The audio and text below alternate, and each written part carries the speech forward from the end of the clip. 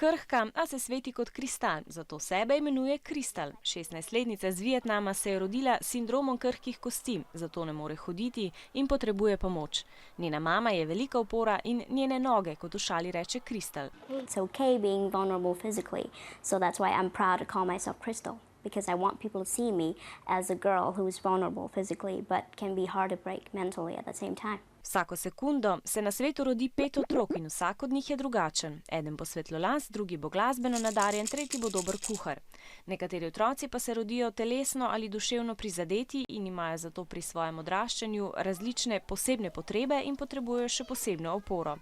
V poročilu UNICEF-a, kjer so preučevali več kot 200 držav po svetu, pa so zapisali, da ti otroci pogosto nimajo enakega dostopa do ustrezne zdravstvene oskrbe in šolanja kot njihovi vrstniki. Velikokrat so tudi žrtve nasilja, zlorab in izkoriščanja. Ugotavljajo tudi, da obstaja velika verjetnost, da bodo otroci s posebnimi potrebami v življenju revni ali pa zaprti v posebne ustanove. Dekleta so pogosteje kot fantje prikrajšana za hrano, veliko je otrok, ki so ostali telesno prizadeti zaradi vojne.